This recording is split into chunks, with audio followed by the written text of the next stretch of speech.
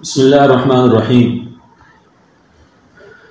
جیسے کہ آپ کو معلوم ہے کہ کچھ دن پہلے پاکستان پارلیمنٹ نے اور سینٹ نے 298A سیکشن کے اندر سزا میں اضافہ کیا۔ 298A کیا ہے اس کا خلاصہ میں بتا دیتا ہوں۔ میرے سامنے پاکستان پینل کوڈ پڑی ہوئی ہے۔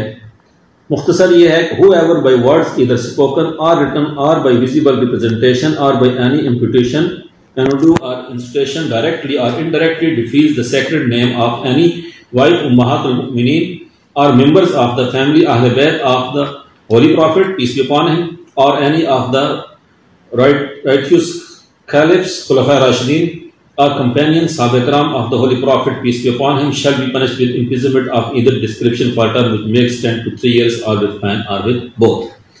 اس سیکشن میں یہ لکھا ہوا ہے کہ اگر کوئی آدمی کسی طریقے سے بول کے، لکھ کے، اشارتاً، کنایتاً یا مری نقوش کے ذریعے صحابہ کرام کی توہین کرے گا، امہات المؤمنین کی توہین کرے گا، اہل بیت اعظام کی توہین کرے گا، تو اس کو 3 سال سزا ہے۔ یہ پرانا قانون ہے۔ اب یہ قانون 1980 میں PPC میں شامل کر دیا گیا تھا۔ اب اسی قانون کے اندر اس کی سزا میں اضافہ کیا گیا۔ اس کی سزا زیادہ سے زیادہ عمر قید رکھی گئی اور کم سے کم 10 سال رکھی گئی۔ کیوں؟ اس لیے کہ اس قانون سے امن قائم نہیں ہو رہا تھا، گستاخیاں نہیں رک رہی تھی، FIR زیادہ ہو رہی تھی، توہین زیادہ ہو رہی تھی، ملک کے اندر فرقہ واریت کا ایک ماحول گرم تھا، بازار گرم تھا۔ اس کو روکنے کے لیے یہ قانون بنایا گیا، اور یہ آج نہیں بنایا گیا، 1980 میں بنایا گیا۔ اب اس کی سزا میں اضافہ کیا گیا۔ اس میں طرح طرح کی باتیں سن رہا ہوں۔ ایک مولوی ہے، اس نے پریس کانفرنس کی اور اس نے کہا جی دیکھیں کہ ہمارے کابر کا پاکستان ہے، ہر ایک اٹھ کے کوئی FIR کرا دے گا اس طریقے سے۔ اس نے مختلف کوئی کام کی بات قانون پہ نہیں کی، کوئی اعتراض نہیں اٹھایا۔ اس نے کہا جی FIR ہو جائیں گی، اور بھائی FIR اس پہ ہوگی جو توہین کرے گا، جو توہین نہیں کرے گا اس پہ FIR نہیں ہوگی۔ تو تم توہین نہ کرو، تمہارے اوپر FIR نہیں ہوگی، اور جھوٹی FIR نہیں ہوگی۔ اگر کسی نے کوئی جھوٹی FIR کی، لا کے اندر ریمیڈی موجود ہے، انویسٹیگیشن ہو سکتی ہے، انکوائری ہو سکتی ہے، اس کے بعد FIR خارج ہو سکتی ہے، کوائش ہو سکتی ہے، بے شمار FIR ایسی ہوئی ہیں۔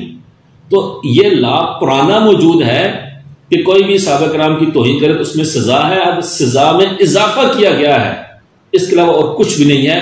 تو تم خواہ مخواہ تھریٹ دینا حکومت کو، عوام میں انتشار پھیلانا، بد امنی پھیلانا، نقص امن کے ماحول کو کریٹ کرنا، یہ پاکستان کی سے دشمنی ہے، اور یہ صحابہ کرام پہ تبرہ کرنے کا لسانس لینے کی ایک کوشش ہے۔